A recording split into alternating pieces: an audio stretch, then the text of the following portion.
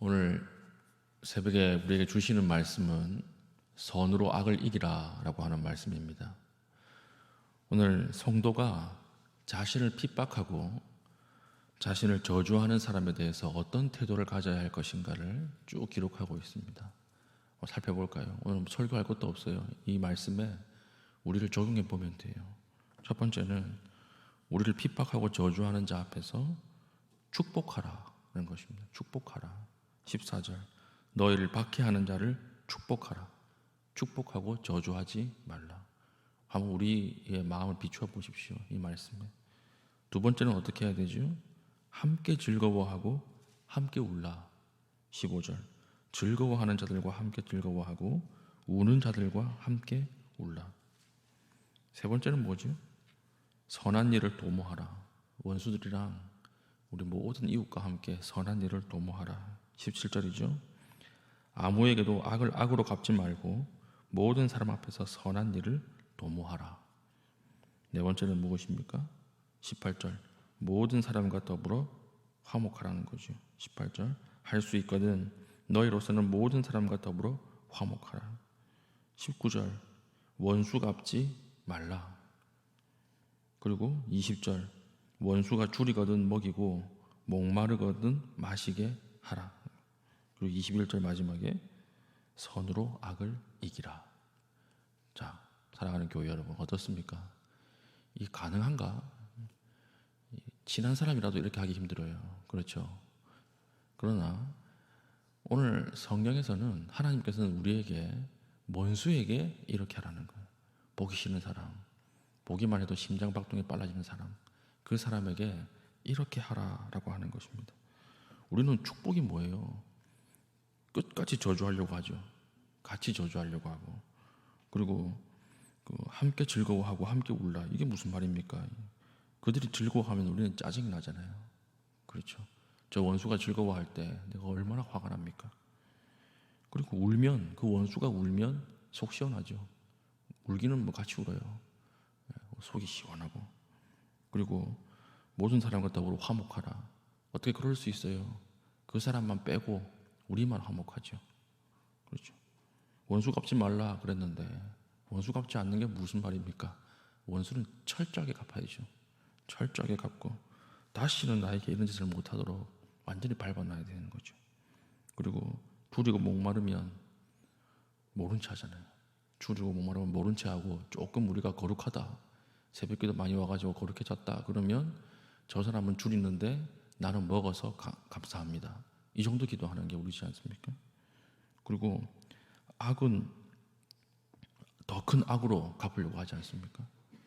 결국 나는 복수한다 이렇게 보면 복수 영화들 다 보세요. 복수하는 영화들. 그 복수하는 영화들이 시원하죠.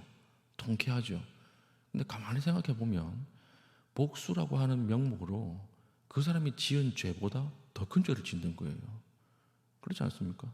그러니까 더 악해지는 거예요. 그 악을 악으로 이기는 거죠. 그렇게 하지 말라 이렇게 이야기를 합니다. 이 가능한 것인가? 성경은 이렇게 하라고 말하잖아요. 이게 어떻게 가능할까요? 답은 9절에 나와 있어요. 9절에 사랑에는 거짓이 없나니 악을 미워하고 선에 속하라. 사랑 안에서 가능한 것입니다. 우리가 이 사랑이라고 하는 것을 너무 정서적으로 접근을 하는데 이건 정서적 개념이 아니에요.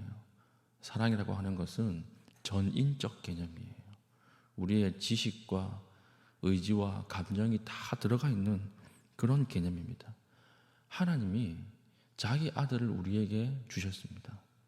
우리가 먼저 엄청난 사랑을 받은 거예요.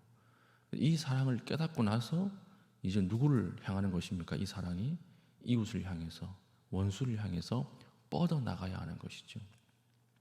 제가 처음 교회 올 때는 아니 우리를 그렇게 사랑하면 하나님 자신이 오시지 왜 아들을 보냈나? 이렇게 생각을 했는데 제가 아이를 낳고 나서 보니까 아들을 죽인다, 아들을 준다는 게 어떤 의미인지 알겠어요. 더할 수 없이 소중한 걸 주신 거예요. 엄청난 걸 주신 거예요. 자기 자신보다 더 사랑하는 것을 주신 것입니다. 그 사랑을 우리가 받았습니다. 그 사랑을 받고 경험하고 난 사람은 그 뒤에 나온 열매가 어떤 열매가 나오게 되죠? 오늘 얘기했던 7가지 열매가 나올 수밖에 없는 것입니다. 그래서 우리가 자칫 이 구절을 잘못 해석하는 것이 뭐냐면, 사랑하라 그랬으니까 나도 축복하고 함께 즐거워하고 선한 일을 도모하고 선으로 악을 이기도록 노력해야지, 이렇게 나가는 걸 잘못 해석하는 거예요. 그거 아니에요. 우리의 노력과 의지 가지고는 절대 이렇게 못합니다. 이건 언제 가능한 것인가? 하나님의 사랑을 완벽하게 깨달은 사람, 그 사랑의 깊이와 넓이와 그 사랑의 엄청난 파워를 깨달은 사람이 자연스럽게 이렇게 되는 거예요. 이건 노력으로 되는 게 아니라 사랑하면 되는 거예요. 그래서 9절에 사랑에는 거짓이 없나니 악을 미워하고 선에 속하라, 이렇게 말하고 있는 것입니다. 탕자를 기다리는 아버지를 보십시오. 탕자 그 아들이 아버지 재산을 다 가지고 도망갔잖아요. 그런데도 기다립니다. 기다려요. 그런데 기다리고 끝까지 기다리죠. 돌아오니까 어떻게 합니까? 복수합니까? 아니에요. 용서해주고 다시 아들로 삼아주시는 거예요. 그 아버지가 뭐 아버지 학교 수료했을까요? 이렇게 하려고 뭐 엄청난 도덕적으로 높은 사람이었을까요? 아니에요.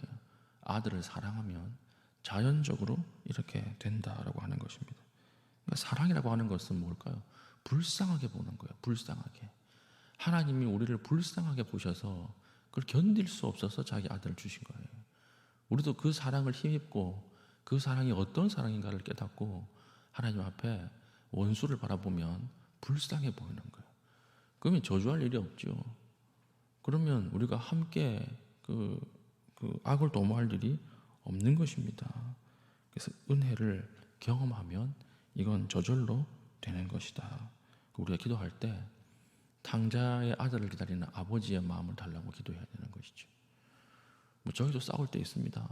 싸울 때 그때는 화가 불같이 막 나더라도 가만히 이 자리에 와서 기도할 때 어떤 하나님 응답을 주시냐면, 다른 그 여자들은 좋은 남자 만나가지고 참 행복하게 해외여행도 가고 사는데 저 여자는 나 만나가지고 고생하네, 이런 마음을 주신다고요. 그러면 그 화가 눈 녹듯이 녹아요. 올라가가지고 뭐 아이스크림이라도 하나 사가고 그렇게 한다고.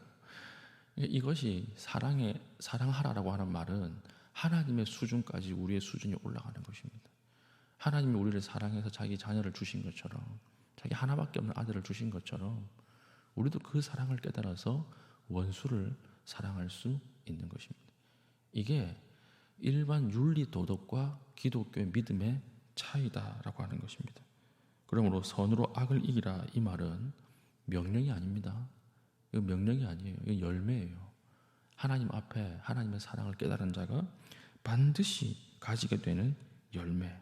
아버지의 마음을 가지고 상대를 바라보는 것. 구역장이라도 한번 해보십시오. 구역원들이 내 마음대로 됩니까? 안 돼요. 성도들이 내 마음대로 되나요? 안 된다고요. 그럼 그거 어떻게 할 거예요? 같이 저주할 거예요?